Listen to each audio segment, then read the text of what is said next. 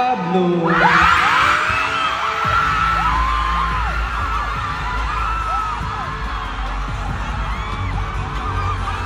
Accepting the award on behalf of Pablo are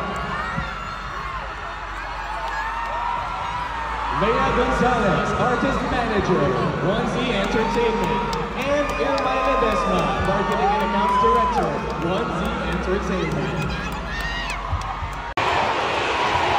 And the Wish Artist of the Year is Pablo.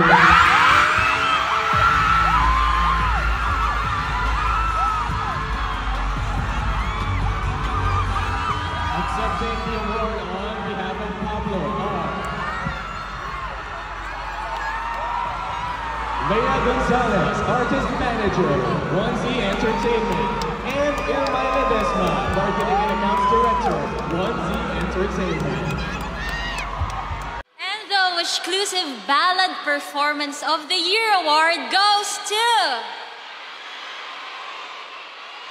no other than SB19!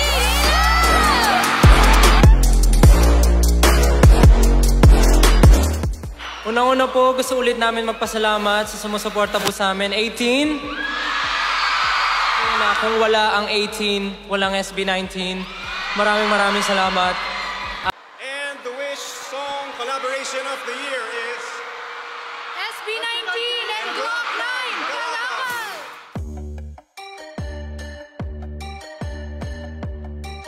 It has been grabe yung collaboration na to be with a legendary artist such as with Sir Aris.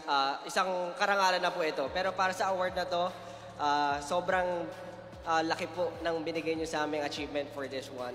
And the Wish Hip Hop Song of the Year award goes to Josh Collin, Get Right! Paano nangyari yun?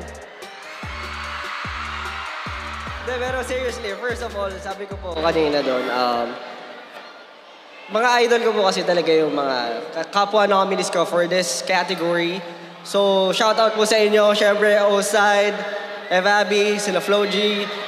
Sobrang i-cherish ko po ito. This is not just an award for me, but this is a checkpoint para sa mga future plans at sa mga future, siyempre, achievements ng OPM at ng hip-hop.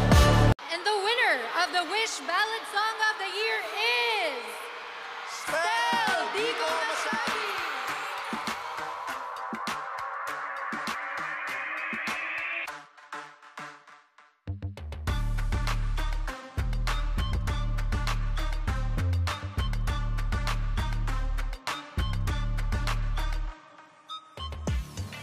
Good evening, everyone.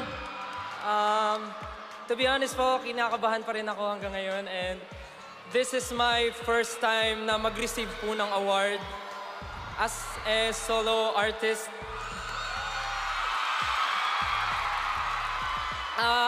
Hanggang ngayon po, to be honest, hindi pa rin ako makapaniwala na kapag-release pa ako ng song. But with this, isa po itong patunay na marami po talaga nagtitiwala sa akin. Kaya maraming salamat po. And the Wish Breakthrough Artist of the Year is Si Stel! Thank you so much po sa mga taong naniniwala. Yung last year po talagang napakaraming blessings ang dumating sa buhay ko. Nakapag-perform po ako kung saan-saan, naparinig ko po ang boses ko at marami po akong nagawang bagay na hindi ko ina-expect na kaya ko palang gawin. Dahil po yun sa tiwala at pagmamahal nyo, kaya maraming salamat po.